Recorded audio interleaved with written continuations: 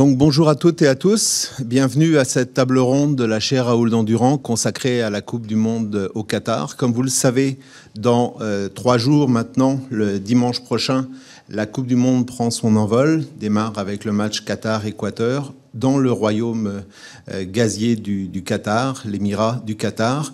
Et pour en parler, nous avons une table ronde avec 4 spécialistes, 4 personnes qui vont nous éclairer sur les différents enjeux de cette compétition qui soulève beaucoup de controverses.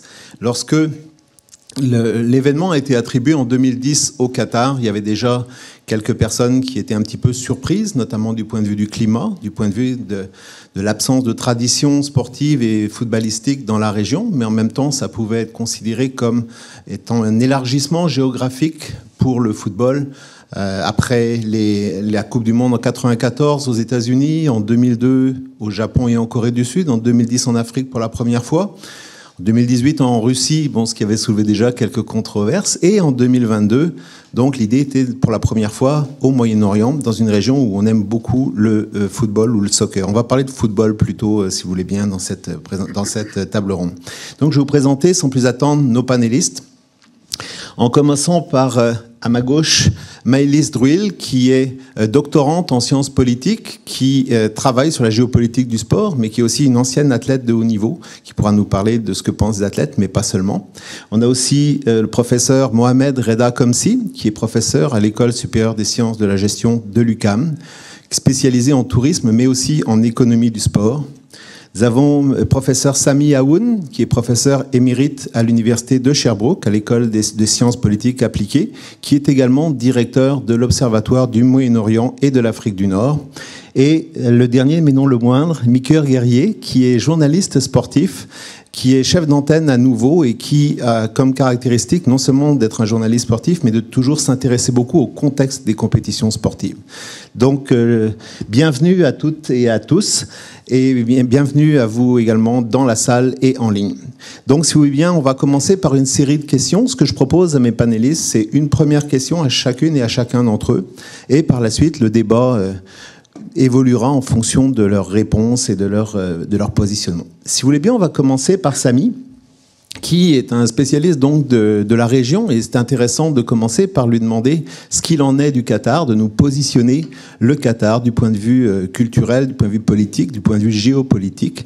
Donc, dans un premier temps, Sami, je te donne la parole par rapport au Qatar. Comment est-ce qu'on peut positionner le Qatar, ses relations avec le reste du Moyen-Orient et du monde, et pourquoi font-ils tant d'efforts en termes de soft power sportif ? Oui, justement, c'est le mot, merci beaucoup, c'est le mot magique, le soft power.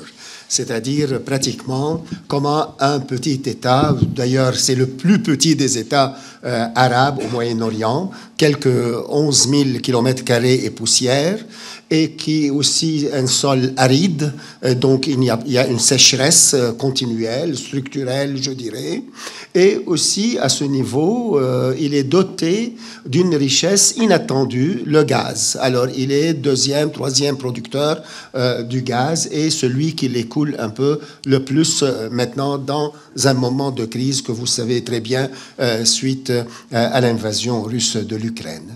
Deuxième point qui va faire un peu sa richesse, c'est justement dans le soft power. Il va l'utiliser sur 2 niveaux.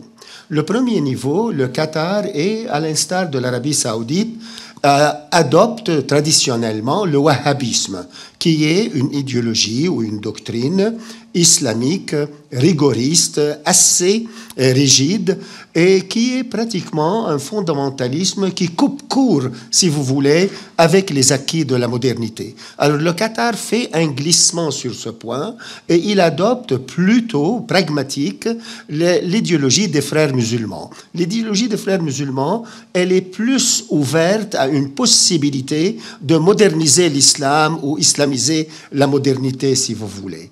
Alors ce point va lui faire des ennemis ici et là. D'un côté, il ne va pas satisfaire les libéraux et les modernistes dans ce monde arabe parce qu'on voit en lui un opportunisme qui va plutôt promouvoir une idéologie islamiste foncièrement anti-moderne ou pour le bien des choses peut-être obscurantiste. Mais ce point va aussi le Qatar, par son soft power, essayer de l'alléger. Alors, c'est pourquoi vous voyez au Qatar, pratiquement, plusieurs tribunes. Il y a une tribune pour les frères musulmans, particulièrement la très connue Al Jazeera, mais le BN Sport, il n'y a pas beaucoup de politique, on le neutralise un peu. Aussi, avec la tribune de Al Jazeera, à côté, il y a la base militaire Al-Udeid, qui est la base militaire américaine. Alors, Al Jazeera, on fait la promotion ou on fait un éclairage sur les idées et les actes de Al-Qaïda, à titre d'exemple, et dans la personne de Oussama bin Laden. Mais la base militaire, elle est presque autonome, elle joue son jeu selon les défis que la stratégie américaine en a besoin de relever. Alors voilà deux points. L'autre point aussi, j'aime bien insister, il y a une tribune et plusieurs centres universitaires et culturels au Qatar qui font la promotion d'un certain libéralisme politique, d'un certain nationalisme moderniste. Et figurez-vous, ils ont engagé un des plus grands penseurs aujourd'hui dans le monde arabe, Azmi Bishara, qui était à l'origine palestinien, israélien, et après, il a quitté Israël, il est devenu, avec la personne la plus rayonnante sur la promotion, soit de la modernité, soit de la laïcité, soit de la démocratie libérale, en quelque sorte, limitativement.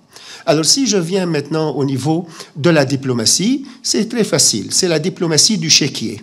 Alors, d'un côté, on peut payer, on peut acheter le silence et on peut promouvoir ses causes. Alors, le fait qu'ils ont un trop-plein d'argent, un trop-plein de richesses, pour un petit peuple qui ne sont pas plus que 300 000 personnes, même si le Qatar est habité moins de 3 millions de personnes, mais les Qataris, en tant que de souche, comme on dit ici, alors ils ne sont pas plus que 300 000, et la moitié vivent ailleurs, ils vivent à Londres, en Suisse ou ailleurs.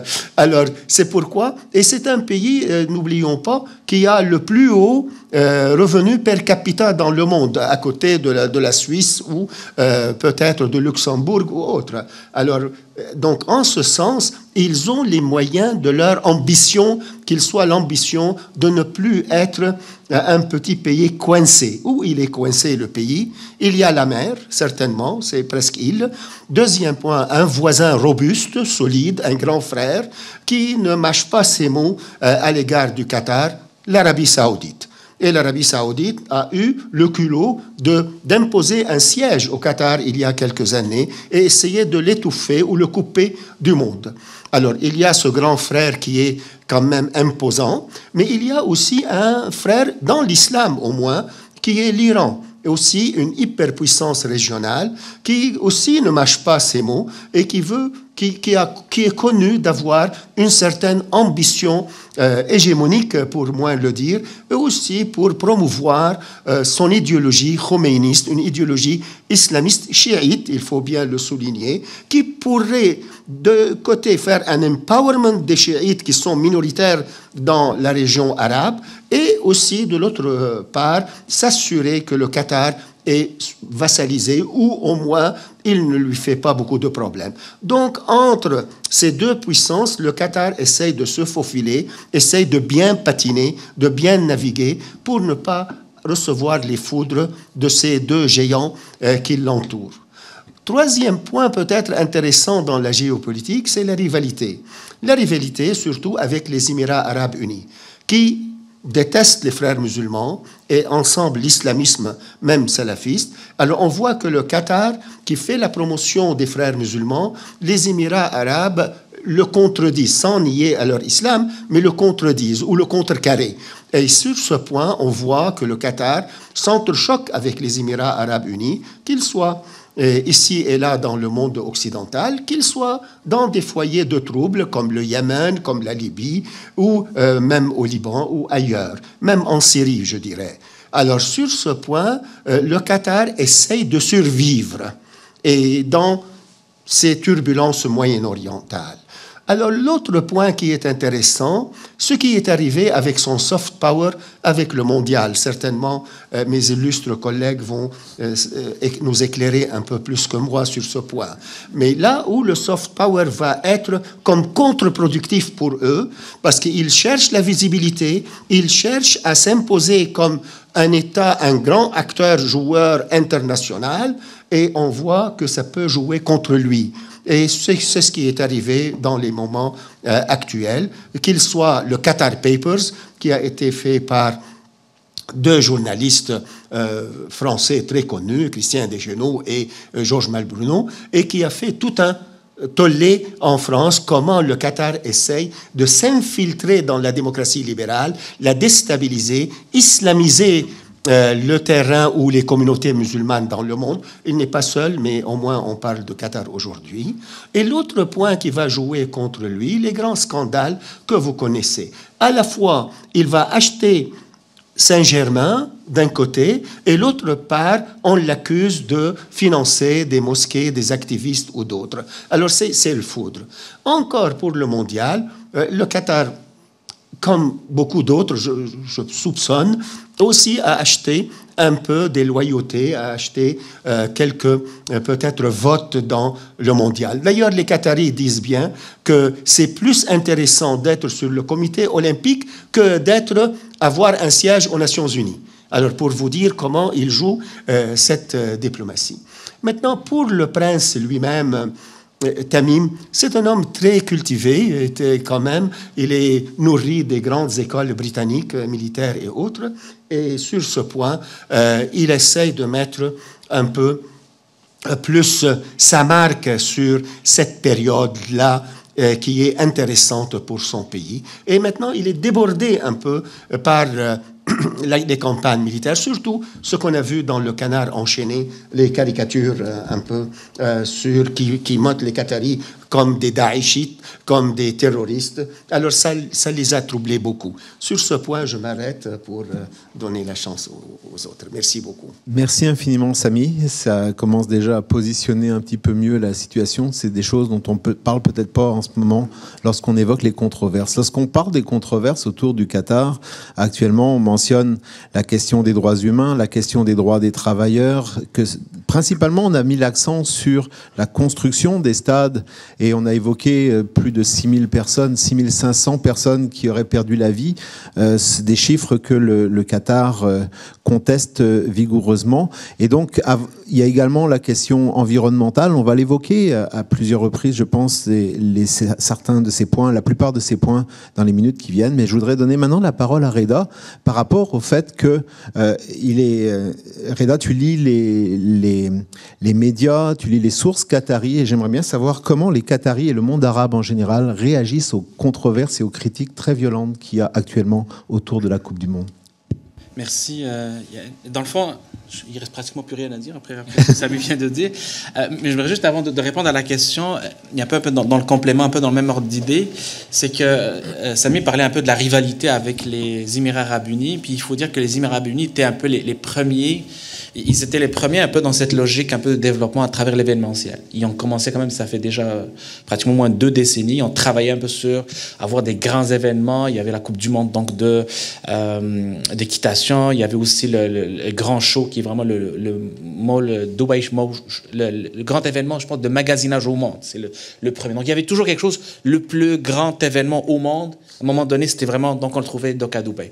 Dans ce contexte-là, donc le Qatar, tant bien que mal, essaie aussi de trouver son modèle de développement. Et donc là, ils ont repris cette notion d'événementiel parce qu'il y avait quand même une certaine aura qui venait avec ça. Ils l'ont poussé un peu plus loin, donc en allant un peu acheter un certain nombre de clubs donc européens, le plus connu c'est donc le PSG. Donc ils ont investi dans d'autres clubs européens qui sont en première ou en deuxième ligue. Et là, à ce moment donné, il y a un modèle qu'on commence à voir très clairement de développement par le sport, c'est un peu le soft power. Et là, je reviens un peu à la question, donc par rapport à ça, donc je reviens un peu à la question de la perception. Je ne parle pas du côté plus politique, mais plus un peu du commun des mortels, tu sais, le Qatari moyen, un peu, vous savez, le monde arabe, comment ils perçoivent un peu cette critique. Je vous dirais qu'au début, il n'y a pas eu tant vraiment donc, de réaction. Parce qu'on se disait, c'est pratiquement du réchauffé à chaque fois qu'il y a vraiment un grand événement, vraiment les projecteurs sont mis sur le pays hôte, etc. Mais ce qui les agace le plus, c'est un peu l'intensité vraiment donc des critiques. Et là où en même temps, ils trouvent une certaine hypocrisie. Parce que d'un côté, d'abord, lorsqu'on a attribué la Coupe du Monde au Qatar, on connaissait ce que ça a donné, on connaissait vraiment le climat, les conditions de travailleurs, les conditions des femmes, etc. Donc, c'est pas nouveau. Et de l'autre côté, ils disent, finalement, on parle du Qatar, mais dans tous les soupçons autour de l'attribution du Qatar, on parle de la France aussi. Alors que, à un moment donné, on parle du Qatar, mais oui, mais en même temps, il y a quand même, c'est une danse à deux. Il y a quelqu'un probablement qui a aussi fait le travail. Donc, du coup, il y a un peu ce sentiment un peu d'injustice par rapport à la France, mais aussi un sentiment d'injustice par rapport aux événements qui ont été organisés un peu partout à travers le monde. Puis on dit que la politique ne devrait pas s'ingérer dans la question du sport. Puis là, l'exemple qui revient souvent, si vous vous rappelez, je pense en 2017 ou 2016, lorsque l'attribution du mondial a été faite pour les États-Unis, je pense la veille, un certain Donald Trump a fait un tweet la veille du vote. Là, on va savoir qui sont nos amis, qui sont nos ennemis. Donc là, je pense que c'était assez explicite pour dire que là, Trump, donc à un moment donné, il menaçait donc les pays qui ne vont pas voter pour les États-Unis. D'un certain nombre de répercussions. En parenthèse, l'Arabie Saoudite a voté pour les États-Unis. Et du coup, à un moment donné, on dit, ouais, quand c'est les États-Unis, il n'y a personne qui a parlé, il y a quelques médias qui en ont parlé, mais quand c'est vraiment à notre tour, donc il y a une certaine injustice. Puis là, on peut, et c'est vrai quand on prend ça de façon un peu plus factuelle, quand on regarde les grands événements, puis on peut remonter jusqu'à Hitler avec les Jeux Olympiques, puis on peut remonter à la Coupe du Monde 1978 en Argentine aussi, avec tout le concept un peu de sport washing. Il y a toujours des projecteurs qui sont braqués sur les pays qui sont organisés. Pas plus tard, 2018, quand on parlait de la Russie, donc 2014, quand c'était au Brésil, il y a toujours un peu... C'est quelque chose... Moi, je suis un peu surpris de voir un peu la réaction. C'est quelque chose de normal qu'on voit un peu les projecteurs braqués sur un pays à la veille donc d'un grand événement comme le mondial. Mais de l'autre côté, je pense de notre position, il faut aussi juste pour dire oui, il y a des problématiques qu'on doit soulever. Puis je reviendrai à la fin pour dire que finalement tout ça, c'est très positif, quoi qu'on dise. Mais de l'autre côté, il faut avoir aussi un traitement un peu plus ou moins identique. À chaque fois, on ne doit pas être un peu à géométrie variable dans nos dénonciations. Merci Reda. On va en reparler. Il y a effectivement toute une série d'éléments que tu viens de soulever et qui vont demander à être poussés un peu plus loin. Maintenant, je vais me tourner vers Meeker. Tu viens de mentionner, Reda, que le sport et la politique sont souvent mêlés, même si certains disent que ça n'a rien à voir, l'un n'a rien à voir avec l'autre. Je me demande à Meeker, qu'est-ce qu'il en pense? Est-ce que le sport et la politique sont indissociables? D'abord, avant de répondre à la question, merci de m'avoir invité. Des fois, surtout lorsque je m'assois à côté de Yann ou de Sami Aoun, je me demande qu'est-ce que je fais ici. Je me verrais plus à votre place ou à la maison à observer tout ça. En fait, j'ai accepté parce que c'est une excuse pour apprendre aussi. J'apprends autant que je peux partager ce que j'ai vu, ce que j'ai observé. Je suis pas un expert, déjà, je veux le placer, mais je suis un observateur averti, disons-le comme ça. Et Yann va s'en rappeler parce qu'on s'est plusieurs fois parlé de politique et de sport, entre autres, dans le cadre des Jeux en Chine. Et ce qu'il y a de spécial, comme on le disait tantôt, avec la Coupe du Monde en ce moment, c'est qu'on en parle maintenant, mais cette Coupe du Monde a été attribuée il y a 12 ans. Avec la Chine, c'est la même chose. Et c'était la deuxième fois aussi qu'on accordait les Jeux à Pékin. Et je me rappelle, j'étais à l'UQAM quand on a accordé les Jeux à Pékin en 2008. Et j'avais même décidé d'apprendre le mandarin, de prendre des cours de chinois, parce que je me disais, un peu comme tout le monde à l'époque, une fois que les Jeux vont avoir lieu à Pékin, en Chine, la Chine va prendre de plus en plus de place sur la scène internationale. Et je disais, à la blague, on va être envahi, donc il va falloir que j'apprenne la langue pour pouvoir me débrouiller économiquement, culturellement, etc. Un peu comme les Américains le font avec leur économie, avec leur culture. Et c'est pas tout à fait ça qui est arrivé. Et je pense qu'il y a une grande naïveté de croire que le sport et la politique ne sont pas mêlés, parce que le sport, c'est de la politique. En tout cas, à mon sens à moi. C'est une façon, et je vais citer beaucoup Jean-Luc Brassard, parce qu'on a été sur le panel, justement, sur les Jeux de Pékin ensemble, et on a discuté beaucoup par la suite. Et une des choses qu'on ne réalise pas toujours, c'est que le sport, c'est une manière de se confronter sans se taper dessus, tout simplement. Et il y a tout un sentiment également de fierté. C'est pas pour rien que pendant les Olympiques ou même à la Coupe du Monde, il y a une fierté qui entrent en ligne de compte, qui entrent en ligne de jeu, et on se sent investi, et tout à coup, on se sent plus québécois, plus canadien, plus français, plus allemand, à cause de cet événement sportif. Notre espèce de supériorité, ben, elle passe à travers le sport. Donc, déjà, en partant à la base, il y a un élément politique dans tout ça, il y a un élément de conflit, et c'est pour ça que je suis content d'entendre Sami Aoun parler de la place du Qatar dans son environnement également immédiat. Parce qu'on le regarde avec nos yeux d'occidentaux en se disant « Ah, les méchants Qataris au Moyen-Orient », mais ils ont des enjeux locaux qui sont beaucoup plus importants que les enjeux qui peuvent venir de l'extérieur, qu'on peut leur imposer. Et c'est pour ça que des pays qu'on considère qui n'ont pas nécessairement voix au chapitre parce que les droits de l'homme ne sont pas respectés ou ils ne respectent pas le droit international, on les juge, mais en même temps, ils se servent du sport comme nous aussi, on s'en sert pour montrer qu'on est capable d'accueillir des grands événements. Bien, eux font la même chose également chez eux. Donc, il y a cet équilibre-là que parfois on voit seulement avec nos yeux et ça n'empêche pas la critique parce que le Qatar mérite les critiques qu'il reçoit en ce moment. Il y a de graves problèmes dans l'attribution de la Coupe du Monde, mais également dans la construction. On a parlé des stades, on parle beaucoup d'écologie, mais il y a un aspect sportif aussi dont on ne parle pas. La Coupe du Monde, ça a lieu l'été. Il me semble que c'est clair pour tout le monde, l'été, dans la saison morte des grandes ligues de foot. Et non, on l'a déplacé au mois de novembre. Déjà, en partant là aussi, d'un point de vue sportif, il y a eu un problème, mais on sait qu'on parle de sport, de politique, il y a toutes les enveloppes brunes qui viennent avec. Est-ce qu'il y a quelqu'un qui aimerait rentrer? L'autre porte, je pense que ça serait mieux. Tout ça pour dire que le sport et la politique sont indissociables. Je sais que je vais à droite, à gauche, mais c'est tout ça pour vous ramener au fait qu'il y a énormément d'enjeux. Puis même si on veut se fermer les yeux puis se dire non, on veut séparer le sport et la politique, il y en a toujours. Et je vous donnerai un autre exemple. Le Japon qui a accueilli les derniers Jeux d'été. Pays démocratique, on se dit, le Japon, c'est correct, il n'y a pas de problème. Mais le Japon aussi a voulu accueillir les Jeux pour une raison très simple. Qui avait les Jeux d'hiver après les derniers Jeux d'été? La Chine. Qui est un adversaire géopolitique du Japon? La Chine. Il n'y a pas de hasard non plus. Donc, il y a tout ça. Et après, oui, on a parlé de Donald Trump. En passant, on parle beaucoup de corruption à la FIFA, au CIO, mais les Jeux de Salt Lake City, c'était pas propre non plus. On s'en est rendu compte des années après. Donc, oui, on lance des roches ou de la boue à nos adversaires, si on veut, idéologiques, mais il faut regarder aussi ce qui se passe dans notre cours. Le sport et la politique sont entremêlés partout.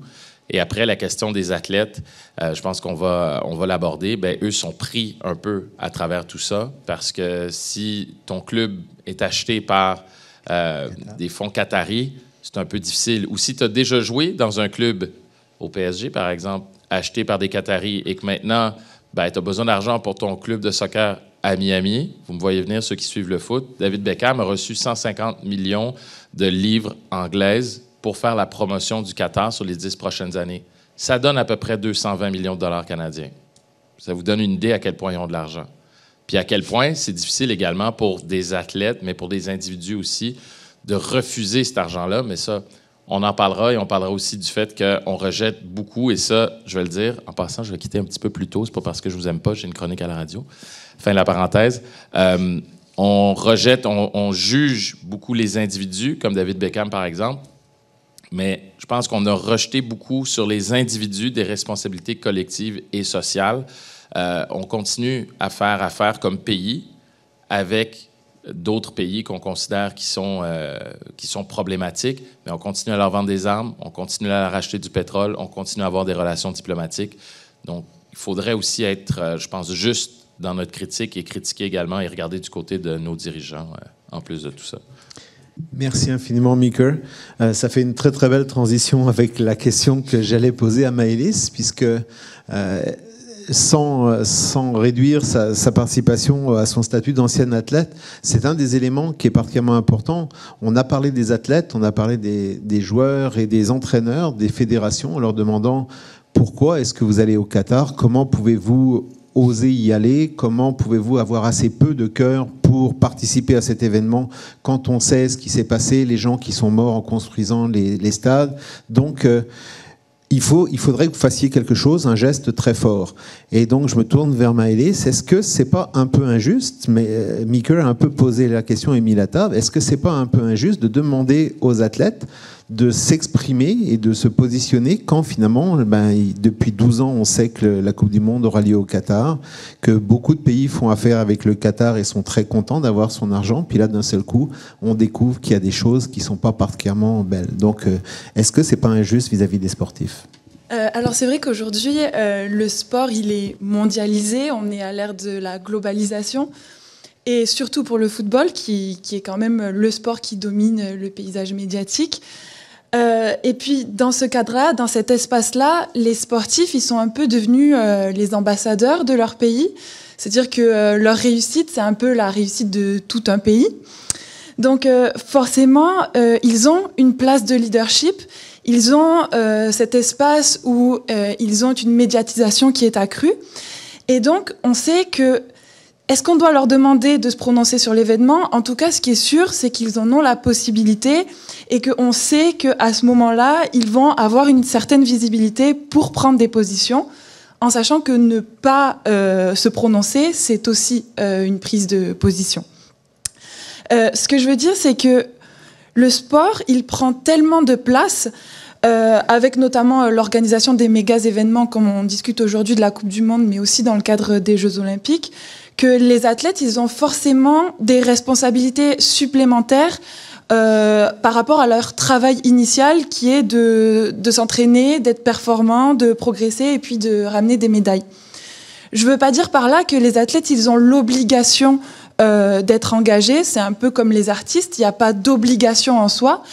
Mais là, quand on parle de cet événement en particulier, que l'on a connaissance des impacts de la Coupe du Monde, que ce soit sur l'aspect de l'écologie ou du non-respect des droits humains, on peut s'attendre à ce qu'il y ait des réactions de la part des joueurs, tout en sachant, comme le disait Maker, que derrière eux, il y a beaucoup d'argent, il y a des contrats, il y a un club, il y a un sélectionneur, et puis il y a tout un ensemble d'enjeux derrière eux qui fait que c'est pas toujours évident pour eux d'afficher leur prise de position. Après, je trouve que c'est pas forcément évident de dissocier les joueurs de l'événement, parce que comme on le disait tout à l'heure, politique et sport sont tellement entremêlés que ça devient difficile de se dire qu'on peut accepter le silence, un espèce de silence généralisé de la part des joueurs, parce que les deux choses sont devenues beaucoup trop entremêlées. Alors, évidemment, on l'a dit aussi tout à l'heure, il y a cet aspect aussi assez hypocrite dans le boycott. C'est dire que c'est sûr que si on boycotte, il faut que ce soit pour les bonnes raisons et puis que ce soit fait à tous les niveaux, parce que sinon on est complètement dans une position hypocrite. Mais c'est vrai que dans le cadre de la Coupe du Monde, on a observé quelques petites prises de position de la part de certains joueurs. Je pense que c'est important de les mentionner. Je voulais parler de l'équipe d'Australie qui a fait une vidéo dans laquelle les joueurs passent face caméra et puis affichent des messages pour dénoncer le non-respect des droits humains au Qatar. Je pense que c'est quelque chose dont on peut parler. Aussi, il y a les joueurs danois qui vont avoir des maillots noirs en hommage aux travailleurs, aux personnes migrantes qui sont décédées sur les chantiers. Puis il va y avoir aussi un brassard porté par certaines équipes européennes. Donc on peut mentionner ces prises de position qui restent, selon moi, assez timides.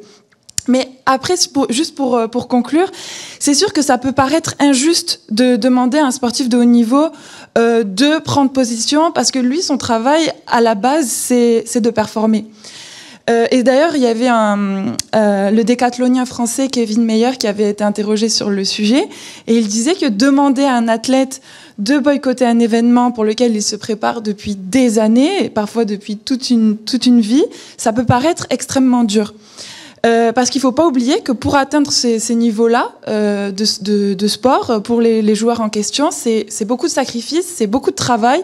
Et on n'atteint pas ce statut-là qui est là vraiment de très haut niveau sans rien faire. C'est beaucoup de travail et parfois c'est le travail de toute une vie de réussir à être sélectionné pour participer à la Coupe du Monde de foot. Donc ça peut paraître vraiment injuste de demander aux joueurs qui quelque part ne sont pas responsables de l'attribution de la Coupe du Monde au Qatar. Ça peut paraître injuste de leur demander à eux de nécessairement prendre des positions. Par contre, ce qu'on peut espérer, c'est que, comme par exemple Amnesty International demande à ce que on aide les familles des travailleurs migrants décédés, on pourrait espérer qu'il y ait des prises de position des équipes par rapport à ça, qui fassent pression sur la FIFA. Pour aller dans le sens, par exemple, d'Amnesty International, sans aller jusqu'à leur demander de boycotter l'événement. Merci infiniment, Maëlys. Maintenant, j'aurais tendance à poser mes questions un peu à la cantonade en fonction de vos sensibilités ou de vos intérêts. Vous avez soulevé beaucoup de points dans plusieurs directions. Vous n'êtes pas du tout un fan de foot, hein? Non. Les exemples depuis le début n'ont rien à voir avec le foot. Non, le sport n'a rien à voir avec la politique, donc c'est déjà, tout est réglé, la table ronde est terminée. Mais très sincèrement, rappelez, vous l'avez déjà évoqué, la Coupe du Monde a été attribuée en 2010. En même temps, on l'attribuait à la Russie et au Qatar. C'était quand même un doublé assez homérique. Et comme j'ai mentionné un peu en introduction, les gens se sont dit oui, mais alors attendez, là, c'est quoi la température à ce moment-là de l'année, au moment où a lieu la Coupe du Monde? Ça a déjà été évoqué tout à l'heure par Meeker. Et puis c'est au-delà de 45 degrés. Alors, au début, on parlait de stades climatisés, c'est ça qui a été construit. Maintenant, à partir de 2015, c'est 5 ans plus tard que le calendrier a été modifié et qu'on a parlé de faire la Coupe du Monde. Ça n'a pas été tout de suite décidé comme ça, mais de faire la Coupe du Monde en novembre-décembre, ce qui donne un drôle de sentiment.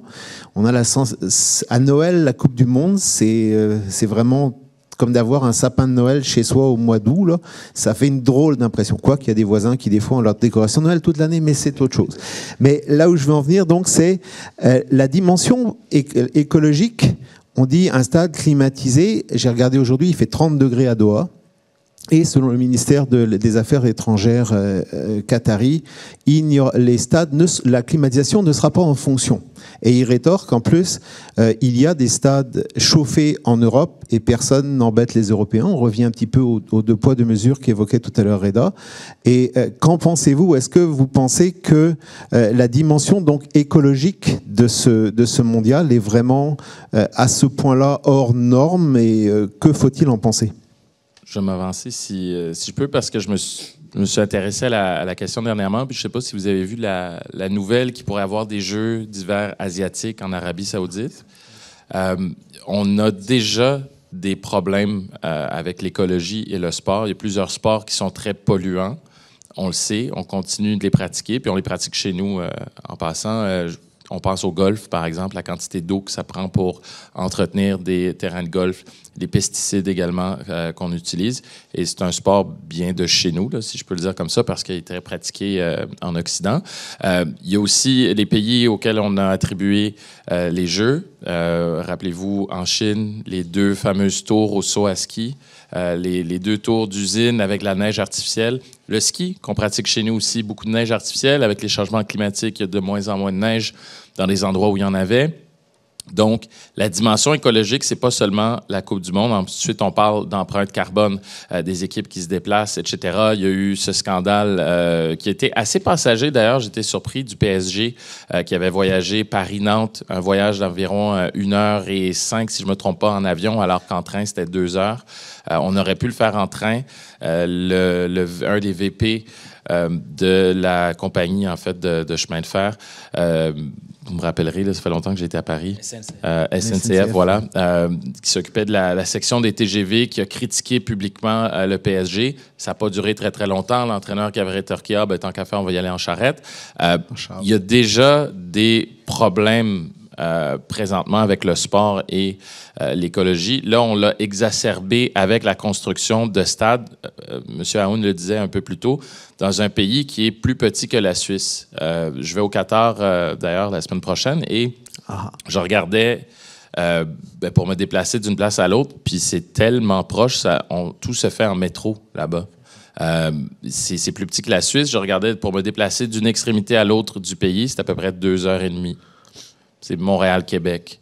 Puis on a construit, je pense, c'est 9 stades dans cette région-là. Donc imaginez à quel point juste la construction de ces stades-là, dans un pays désertique, combien ça utilise d'énergie, d'eau, entre autres, et d'énergie fossile surtout. Donc, c'est déjà, oui, un gros problème.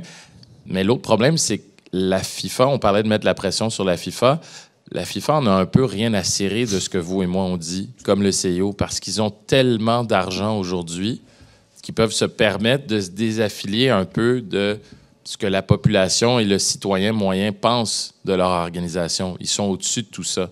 C'est pour ça que je pense que la pression doit venir d'abord des fédérations nationales et ensuite, éventuellement, à la fédération internationale. Mais ça va être très difficile parce que l'autre réalité, c'est on parlait de pots de vin. Mais c'est sûr que des fédérations qui viennent de pays en voie de développement, bien, ils vont être plus enclines à recevoir des pots de vin pour donner des votes à des pays comme le Qatar qui ont de l'argent. C'est dur à dire, je le dis en toute transparence, mais également, ça me brise le cœur. C'est un peu normal.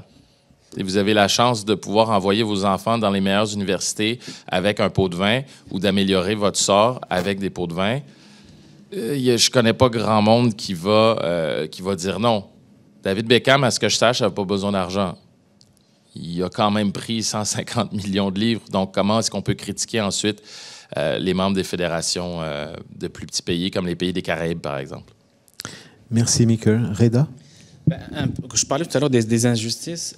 Tiens, je regarde un peu la question des changements climatiques. Aujourd'hui, on est à la COP 27. Là, on est en train de travailler pour avoir donc une déclaration. Et si vous regardez aussi où ça achoppe aujourd'hui, c'est vraiment sur la question un peu du financement un peu des pays en voie de développement, sur la question de la transition climatique. Et là, ce que les pays en voie de développement ils disent, l'Occident a brûlé du gaz, du pétrole pour son développement depuis des décennies. Et quand c'est à notre tour un peu de faire des développements, vous nous dites non, ben non, vous ne pouvez plus faire ça, c'est la question des changements climatiques, alors qu'on était les plus grands contributeurs à la question donc, du réchauffement climatique. C'est un peu la même chose au niveau des grands événements. Pas plus loin, à Montréal. Si vous regardez, moi j'ai fait toute ma thèse sur Montréal, comment Montréal s'est développé, à travers pas la Coupe du Monde, mais à travers l'Expo 67 puis les Jeux de 76. Pratiquement tout l'Est de Montréal a été vraiment développé en partie à cause, dans le contexte un peu des grands événements. Et ça, c'est le cas. La France, vous vous rappelez les plus vieux un peu, donc la Coupe du Monde de 1998 en France, il y a eu tout un débat sur l'installation du stade, vraiment du Stade de France, dans la banlieue de Saint-Denis. Qu'est-ce que ça va permettre? Puis c'est la revalorisation du territoire. 2012, à Londres aussi, c'était la même chose. La revalorisation un peu de l'Est de Londres pour l'installation du stade, etc. Donc, nous, on a un modèle de développement des espaces urbains à travers l'événementiel. Ça a été là depuis pratiquement les 4-5 dernières décennies. Encore une fois, on arrive dans les pays en voie de développement, on leur dit finalement, ce n'est pas écologique, etc. Sur le fond, on a raison de critiquer parce que le contexte de 1960 n'est pas le contexte d'aujourd'hui.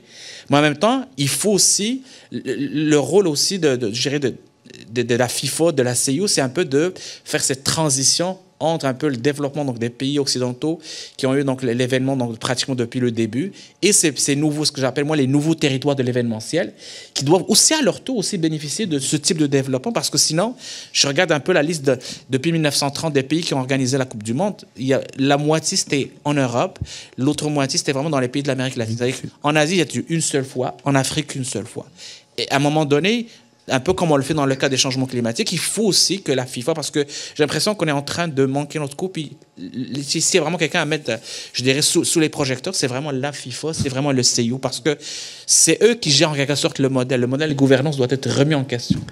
Je riais parce que c'est assez intéressant de voir qu'on fait régulièrement et presque systématiquement le parallèle entre la FIFA et le CIO. Dès qu'on parle de scandale et de corruption et tout, à chaque fois qu'on parle de l'un, l'autre arrive presque immédiatement. Samy, tu voulais ajouter quelque chose? Pas nécessairement sur la question écologique, mais plutôt sur la question des droits de la personne, les droits des ouvriers. Je crois sincèrement que c'est un problème plutôt occidental et non pas chez les autres. En ce sens que si jamais la civilisation occidentale, et à mon sens, elle a le droit de se projeter et projeter ces valeurs comme universelles et universalisables, ça c'est un point. Mais les autres, non occidentaux, les espaces culturels asiatiques particulièrement, ou africains, ou autres, n'ont pas nécessairement automatiquement une réceptabilité pour nos valeurs. Prenons les questions qui sont les plus, à mon sens, polémiques, controversées. La question de l'homosexualité, le mariage homosexuel, ces trucs. Nous sommes à un niveau vraiment entre deux planètes sur ce point.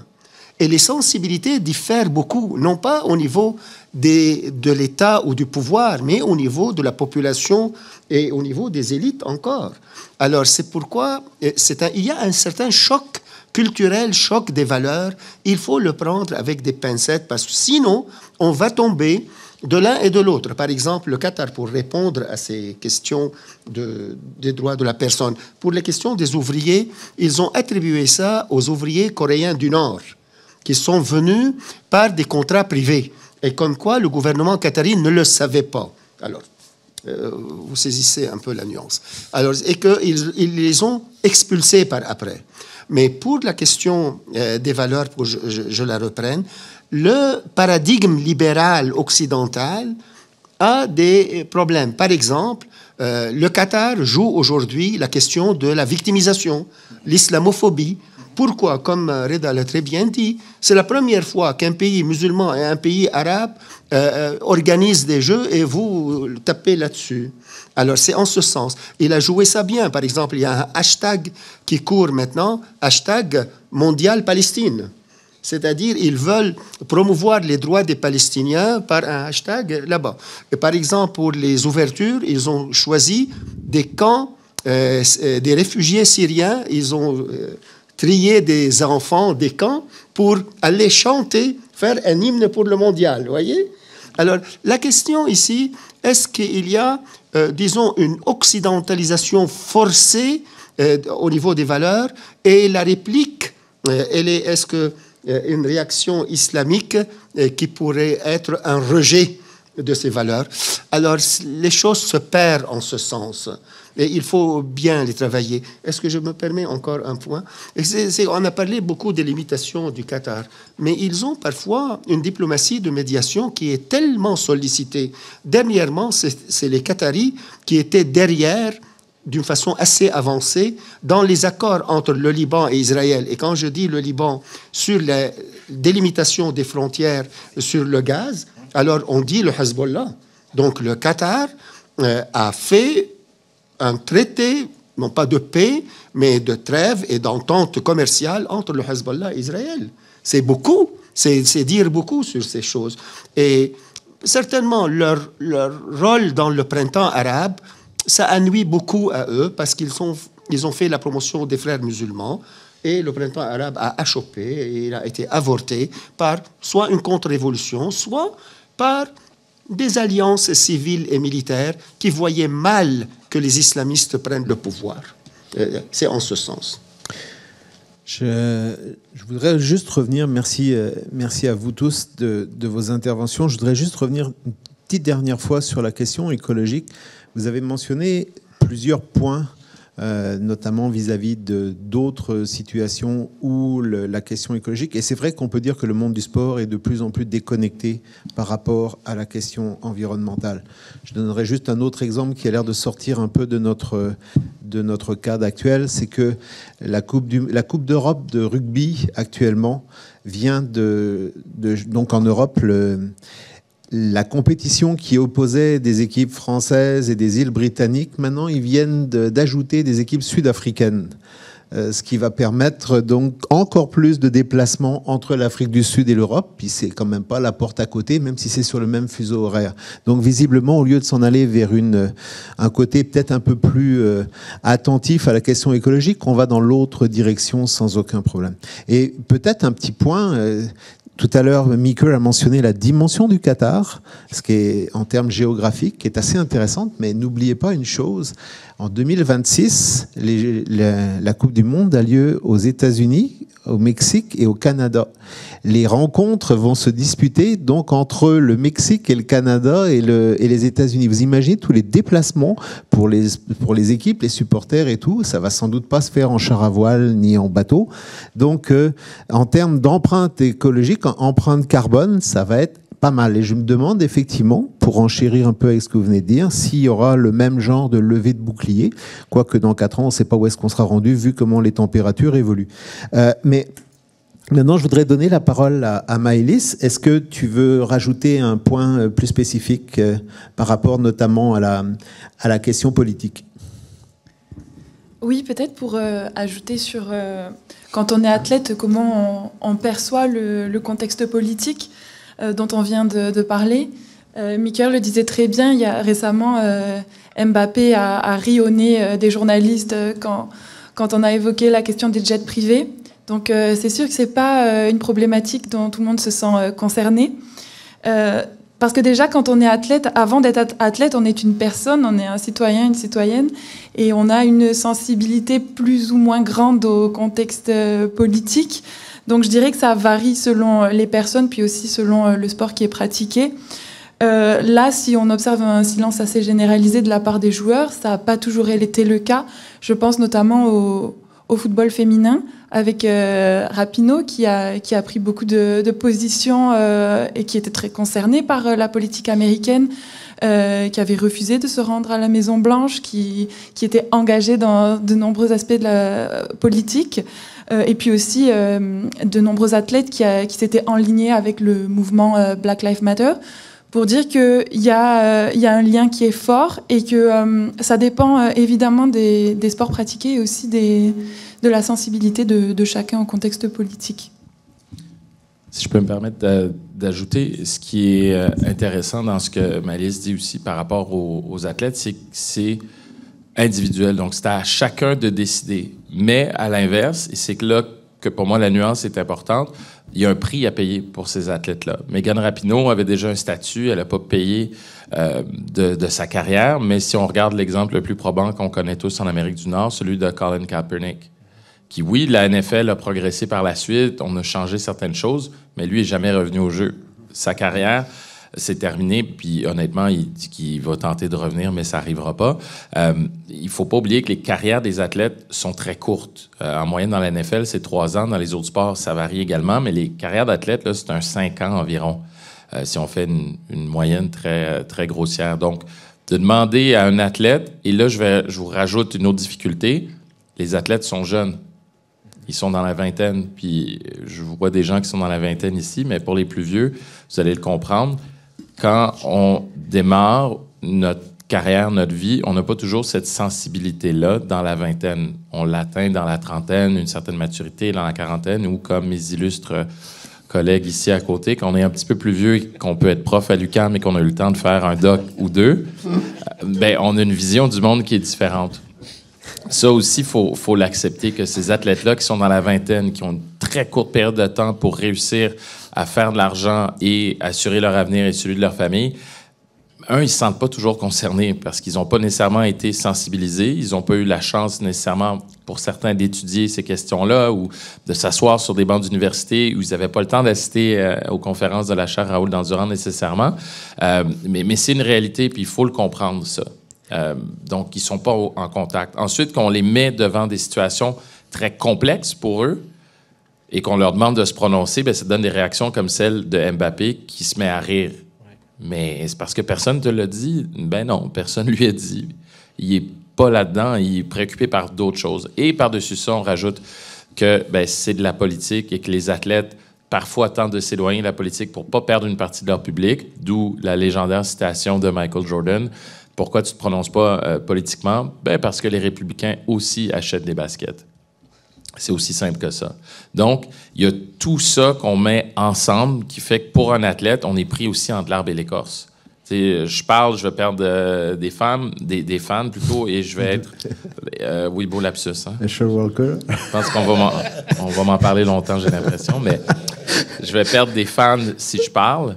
D'un autre côté, si je parle pas, on va me critiquer aussi.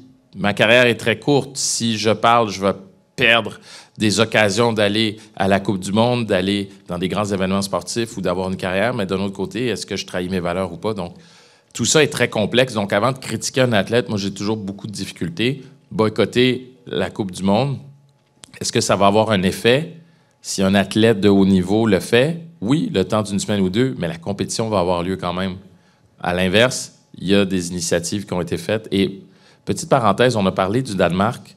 Vous avez sûrement vu, moi ça me touche particulièrement parce que c'est mon métier, mais le journaliste danois qui s'est fait apostropher, c'est quand même un drôle de hasard un peu ironique que ce soit un journaliste danois qui se soit fait apostropher par les autorités qataries, alors que l'équipe danoise a vertement critiqué la Coupe du Monde au Qatar et qu'elle a tenté d'ailleurs de porter des chandails critiques du régime pour des entraînements. Donc, comme quoi, tout est dans tout.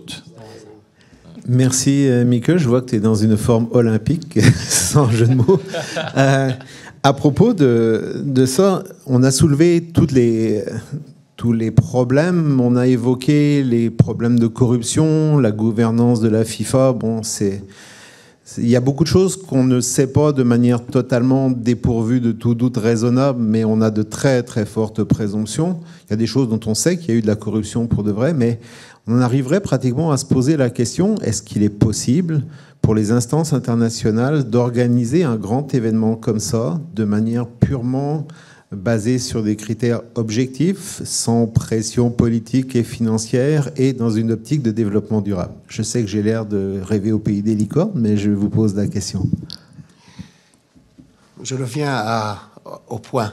Les paradoxes de la politique internationale. Le même jour où le président Biden a fait un discours que le combat dorénavant, c'est entre la démocratie et les pouvoirs autoritaires, c'est à peu près dans les mêmes jours où il a donné au Qatar le statut de l'allié privilégié hors l'OTAN pour les États-Unis. Alors c'est le même jour. Et même au début, c'est le président Barack Obama qui a dit « c'est une grave erreur de donner la possibilité d'organisation au Qatar ».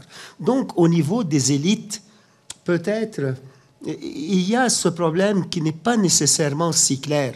Mais au niveau des fans, comme Michael dit, je ne crois pas qu'il y a un problème. Les gens vont aller au foot, ils vont s'amuser, ils vont... Alors, c'est un problème, je le vois plus dans des cercles journalistiques, plus qu'au niveau populaire.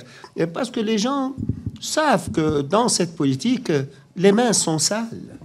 Ils le savent. Dirty hands, c'est connu dans toutes ces décisions. Il n'y a pas quelque chose qui est vraiment pur, angélique. Malheureusement, mais c'est comme ça, la politique. Vous connaissez ça mieux que moi, Yann, sur Michael Walzer, qui l'a dit très bien. On ne peut pas décider en politique sans avoir les mains sales. Alors, je ne crois pas. Il ne faut pas être utopique, il ne faut pas être angélique. Il faut simplement avoir des critères de transparence, essayer d'être équitable envers tout le monde, et pas plus que ça. Et maintenant, je reviens à l'idée de l'hégémonie d'une idéologie sur une autre. Ça, on peut peut-être avoir un débat citoyen, un débat culturel, interculturel, continuer dans le dialogue peut-être interreligieux à un certain moment, mais faire du bashing pour tel ou tel pays ou telle culture, ça, c'est, à mon sens, contre-productif. Oui, il fait un effet contraire, c'est vrai. Aujourd'hui, maintenant, même aujourd'hui le matin, celui qui est son rival historique et proverbial, le président des Émirats arabes unis, a félicité le Qatar et il a dit, mot à mot, il a dit ce que le Qatar fait l'honneur et la fierté de tous les Arabes et tous les musulmans. Vous voyez? Alors ça peut jouer d'une autre façon, prendre un autre virage. Un peu pour revenir à ta question sur la question de la durabilité, aussi saugrenu que ça peut se paraître, si vous regardez les critères d'attribution des Coupes du Monde, la question de la durabilité, elle est là. D'ailleurs, en parenthèse, c'est que le Qatar promet d'avoir vraiment un événement carboneutre. Donc Ben, tiens, ça peut avoir le cas. Après ça, on peut rentrer dans le détail.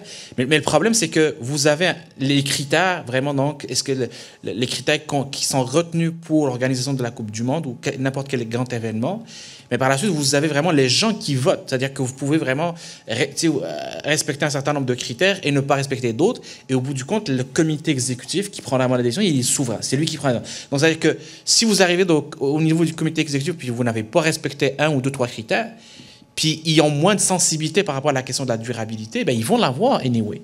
Donc du coup, je reviens à la question du travail qui doit se faire au niveau de la FIFA et du CIO en tant que, je reviens à ce que Mika disait tout à l'heure sur la question un peu des fédérations, il faut que la pression vienne vraiment d'en bas pour que cette question de durabilité devienne vraiment un critère important vraiment dans l'attribution donc des événements. Parce que sinon, de l'autre côté, quand on regarde, idéalement, un grand événement doit être réalisé dans des installations qui sont déjà là. Donc, ça serait vraiment pratiquement, l'empreinte carbone sera vraiment très faible.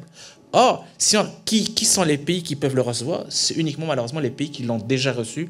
Donc, c'est-à-dire que c'est les pays européens, donc les États-Unis, quelques pays, donc l'Amérique latine. Donc là, finalement, il y a une certaine injustice, iniquité, quand on revient. Donc, pourquoi ne pas donner la chance aussi aux autres pour organiser, tout en créant vraiment une certaine transition par rapport à ces pays? Je me suis intéressé à regarder pas les pays hôtes, mais les pays qui candidatent, parce qu'on les oublie souvent. Donc, ceux qui ont été un peu dans les élections finales, puis on regarde, bien finalement, ce qu'on se constate depuis pratiquement les 3-4 dernières décennies, c'est qu'il y a de plus en plus de pays vraiment en voie de développement qui postulent et qui arrivent à la phase finale. Ils ne l'ont pas souvent, ils n'arrivent pas vraiment à décrocher vraiment l'organisation de l'événement, mais ça va arriver un jour ou l'autre, vraiment, qui vont être majoritaires dans la queue de ces événements. Puis, si vous regardez encore une fois les grands événements, il y a les titres de journaux qui disent qui vont encore organiser le mondial, qui vont encore organiser vraiment des jeux. Pratiquement, la plupart des grandes villes européennes ou occidentales ne veulent plus organiser ces événements. Alors, quand on les organise de l'autre côté, ben, finalement, on critique la chose. Non, j'avais rien à rajouter. Non, mais non, pour une fois, je suis en forme. Non, mais je suis en forme parce que je quittais un petit peu plus tôt, mais c'est hyper intéressant. Puis je pense que de mettre les choses en contexte, c'est très important aussi pour comprendre. Mais oui, il y a des critiques qui sont qui méritent d'être exposées. Puis pour revenir à la question du boycott, même comme journaliste, il y a des questions. Il y a plusieurs grandes organisations qui se sont demandé si on devait le boycotter. Moi, comme fan et comme chroniqueur, je me suis demandé, est-ce que je boycotte, est-ce que j'y vais? Mais c'est ça, il y a des questions qui se posent, puis je suis encore dans un grand dilemme, même si mon départ est dans 8 jours, je me pose encore la question. Mais il faut être témoin de ça, il faut voir ce qui se passe, puis il faut être sur place également pour constater comment les choses se passent. Je vais passer la parole à Maëlys, mais à propos justement de la neutralité carbone, mais juste un petit point, tu viens de mentionner la question de boycotter ou de couvrir la Coupe du Monde. Ce matin, sur Facebook, le journal français Le Monde a émis un communiqué mentionnant qu'ils allaient couvrir la Coupe du Monde. On leur avait posé la question qu'ils allaient la couvrir, mais qu'ils couvriraient tous ces aspects, pas seulement sportifs, et qu'ils ne cacheraient rien à leurs lecteurs, mais qu'ils refusaient de ne pas le couvrir et de le boycotter comme on leur avait demandé. Et je regardais une chose à éviter de faire, c'est de lire les commentaires en dessous d'une publication Facebook. Mais beaucoup de gens leur reprochait très très vigoureusement. Il y avait vraiment deux écoles. Il y avait ceux qui disaient c'est un régime meurtrier, vous allez danser sur les cadavres des travailleurs. Et il y a ceux qui disaient et vous vous pliez à la loi de l'argent. Et il y a ceux qui disaient il faut effectivement le couvrir quoi qu'il advienne, et ça ne veut pas dire forcément qu'on ne critique pas, mais il faut quand même y assister d'une certaine manière. Donc, mais ces gens-là vont continuer à boire du Coca-Cola, mettre de l'essence dans leur voiture et continuer à voyager aussi, et se chauffer au gaz également. Donc, il y a tout ça, c'est complexe. Et c'est ce qui est intéressant, c'est que c'est complexe, justement. Oui, on a abordé la question de la neutralité carbone. Je voulais juste préciser que normalement, la neutralité carbone, c'est ne pas émettre ou très peu émettre de CO2. Là, on est dans une question de compensation, en fait. Donc, ça va être d'aller financer d'autres projets pour essayer de compenser les émissions. Donc, évidemment, on ne sait pas quelle sera l'efficacité de ces projets. Et puis, on ne sait pas si ces projets, dans tous les cas, n'auraient pas vu le jour sans ces investissements. Voilà. Une petite comparaison avec ce qui arrive à la francophonie en Tunisie. C'est à peu près le même dilemme.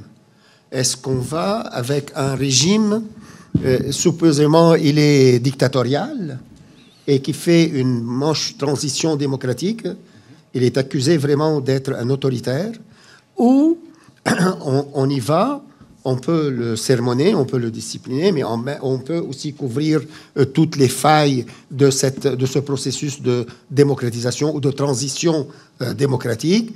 Mais en même temps, si vous n'allez pas, pratiquement, ce régime va devenir plus agressif peut-être à son peuple, mais quand vous allez, il y a du tourisme, il y a le bien-être de l'île de Djerba, des Tunisiens qui ont besoin de touristes, qui ont besoin qu'on finance.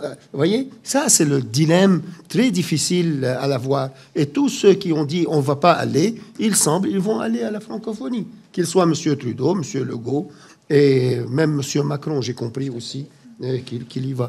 Donc voilà, ce sont des dilemmes très difficile à trancher avec un couteau comme ça.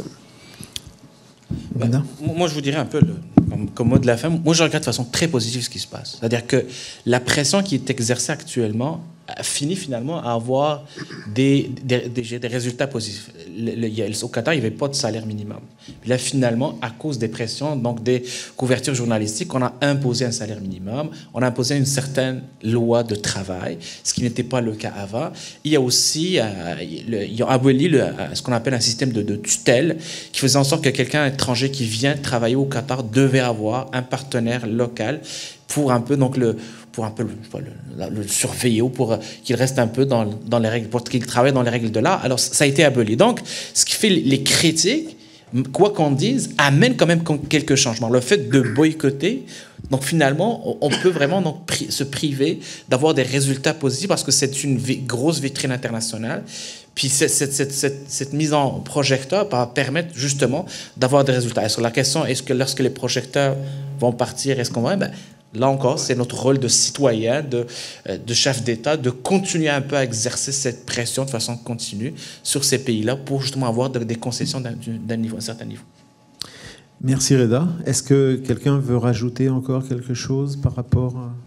On va bientôt prendre des questions, mais peut-être un dernier point pour répondre un peu à ce que vient de dire Reda par rapport au changement dans la société qatari. Ça fait partie des éléments que le ministre des Affaires étrangères, dans une entrevue cette semaine, a mentionné, notamment le fait qu'il y avait des progrès sociaux qui avaient été faits, potentiellement dans la foulée de l'organisation de la Coupe du Monde. On pourrait discuter longuement de cet argument qui a déjà été sorti en 2008 pour l'attribution des Jeux Olympiques à la Chine, en disant que ça allait entraîner une démocratisation. Puis en 2022, c'était exactement le même argument avec une Chine encore plus dure par rapport au reste du monde. Mais en tout cas, il y a plusieurs éléments. Ce qu'on pourrait sans doute mentionner, c'est que en plus de certains points qui sont quand même assez indéniables et de certaines critiques qui peuvent être considérées comme deux poids, deux mesures, ça je pense aussi qu'il y a des éléments qui sont assez indéniables, il y a quand même des éléments de la communication qatari qui sont un petit peu ratés. Si vous vous en souvenez, il y a eu notamment la question des droits des homosexuels qui, vous savez que l'homosexualité, vous allez me contredire ou pas, Samy, c'est le fait que l'homosexualité est illégale au Qatar, et quand on a posé la question aux autorités, on leur a dit que se passe-t-il si des supporters sont homosexuels, vont-ils risquer de tomber sous la loi? On dit non, tout le monde est bienvenu au Qatar, et quelques jours plus tard, un des ambassadeurs de la Coupe du Monde a dit que c'était une dérive mentale, l'homosexualité. Alors, après, sur un site qatari, j'ai vu qu'il avait été cité hors contexte et qu'il avait mentionné, en fait, il parlait de ceux qui buvaient et qui ensuite étaient donc sous et se comportaient de manière inappropriée en ayant bu. Il ne parlait pas d'homosexualité. Mais vous voyez qu'il y a eu quand même... Je n'ai pas écouté l'entrevue, c'était en allemand, mais est-ce qu'il n'y a pas des dérapages très très forts de la communication qatari dans ce domaine-là? C'est C'est évident parce qu'ils ont un problème eux-mêmes, comment jongler, et non pas eux. C'est un problème culturel dans l'espace musulman en général. Comment jongler entre des valeurs qui sont déjà incarnées, respectées, qui ont la force de la loi même ici, et que c'est toujours un processus là-bas de réflexion. De plus, ils sont en train de peser, sous-peser l'intérêt. Maintenant, pour l'islam en général, il y a un point important. Quand vous n'affichez pas comme homosexuel, si cela se fait dans l'intimité, on peut fermer l'œil si vous voulez. Mais le point, c'est quand vous l'affichez, quand vous faites la promotion, quand vous faites une manifestation directe, à ce moment, il y a des problèmes. Il y a eu des crimes au Maroc avant-hier. Ils ont tué quelqu'un qui portait des habits de femme, par exemple. En Irak, un frère d'une personne qui est femme, je crois, ou homme, qui se maquillait en femme, il est venu de Berlin pour aller tuer sa soeur ou son frère, n'importe, dans le nord de l'Irak. Alors, il y a un problème culturel qu'il faut le travailler, mais ça prend beaucoup de temps. Et c'est mon point. Mais maintenant, les Qataris font le même adage que nous utilisons ici comme Québécois. À Rome, vous faites comme les Romains. Alors, c'est ce qu'ils disent, que si jamais vous venez au Qatar, vous faites comme les Qataris, comme nous avons dit à un certain moment pour les nouveaux venus, à Rome, on fait comme les Romains. Alors, mais vous avez raison, c'est très difficile, mais comme je disais, c'est un soft power qui pourrait être soit contre-productif, mais je veux tenir le point que Reda a déjà dit, que oui, ça pourrait déclencher des débats citoyens et ça peut ouvrir. Le modèle de la Chine, je l'apprécie beaucoup, mais la Chine a les moyens de faire cette libéralisation économique sans libéralisme politique et sans des valeurs occidentales. Tandis que des petits pays ne sont incapables vraiment de le faire. Surtout, n'oublions pas, l'élite qatari est à 80% occidentalisée, sont des gens qui sont gradués et nourris des universités américaines et occidentales. Si vous voulez bien, pour terminer, avant de passer aux questions du public notamment, je voudrais une toute petite dernière question en conclusion et une réponse très très courte, si vous voulez bien. Puis c'est un peu une espèce un retour sur ce qu'on vient de dire pour faire un bilan. Fallait-il ou non organiser la Coupe du Monde au Qatar ? Wow, merci. Et on voit Michael au bâton au premier. C'est M. Aoun qui m'a donné le micro. Grosso modo, on ne va pas être contre la vertu, c'est non, c'est certain. Après, la FIFA fait ce que la FIFA fait toujours. Des enveloppes brunes, puis donner la Coupe du Monde aux plus fortunés, tout simplement. Je vais en profiter parce que je vais quitter très bientôt pour vous dire merci, mais vous dire aussi que autant vous, Yann, Maëlys, Reda que Samy, vous donnez envie à chaque fois que je vous vois de faire un doctorat à l'UQAM, évidemment. Là, donc, merci. J'ai de la place. L'enveloppe brune t'attend, Michael, dans quelques instants. Pas de problème. Son enveloppe. On n'est pas aussi riche que la FIFA, mais... Moi, j'avais un problème avec le titre. Comme échec... Annoncé.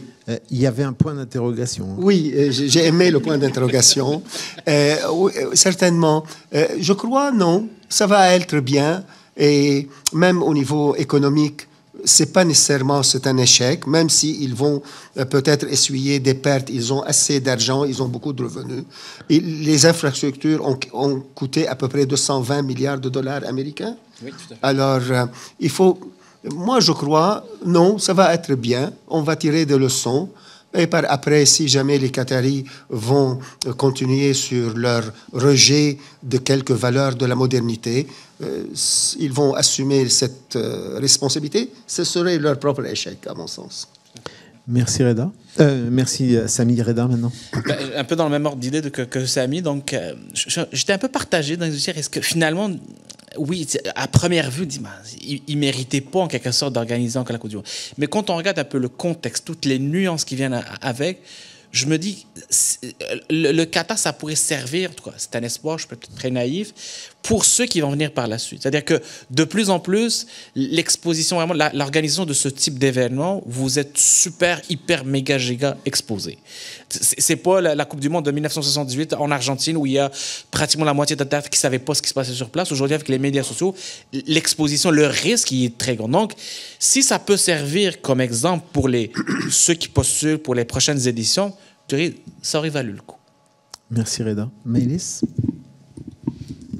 Pour moi, je m'enligne avec le non, pour les raisons évoquées, pour la mort des travailleurs, pour l'esclavage moderne, puis pour les impacts climatiques, mais aussi parce que j'ai la sensation que le sport, il perd un peu de sa saveur, mais c'est vrai pour le Qatar, comme ça a été vrai pour la Chine, comme ça sera certainement vrai pour d'autres événements ensuite, donc je ne suis pas focus que sur le cas du Qatar. Néanmoins, c'est sûr que s'il y a inversion des effets du soft power, je m'enligne aussi avec cette idée que ça met en lumière les failles, les défaillances du pays, et donc l'on peut espérer des discussions par la suite et des changements. Et au moins, la note la plus positive, je me dis que avec tout ce que ça a provoqué, on peut au moins espérer que la FIFA se remette peut-être un peu en question pour la suite, pour les futurs événements. Je vais me donner aussi la parole, si vous voulez bien. C'est ça, les démocraties à parti unique. L'idée, c'est que ce qui est assez intéressant, à la lueur de ce que vient de dire Maëlys, au mois de mars prochain, les élections à la FIFA se tiennent et Gianni Infantino, le successeur du regretté Sepp Blatter, qui n'est pas mort mais qui a fait un sacré travail quand il était à la direction de la FIFA, sera tout seul comme candidat, il n'aura pas d'opposition. Et c'est quand même c'est Blatter qui avait attribué la Coupe du Monde à la Russie au Qatar, donc on ne peut pas l'imputer à Infantino. Mais Infantino, parmi ses créations, il y a la Coupe du Monde à 48 clubs, à 48 équipes pour la prochaine compétition. Il y a eu l'idée d'un mondial tous les 2 ans.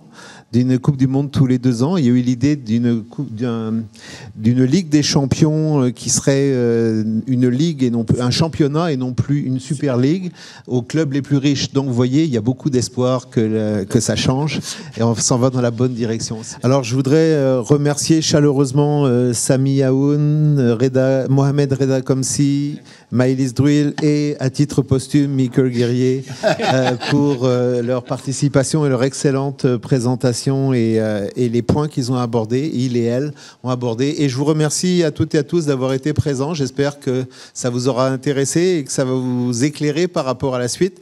Je remercie aussi les gens qui sont en ligne et je n'oserais même pas vous souhaiter une bonne Coupe du Monde. Je ne sais plus vraiment comment faire, mais en tout cas, merci beaucoup d'avoir été là et bonne journée. Au revoir.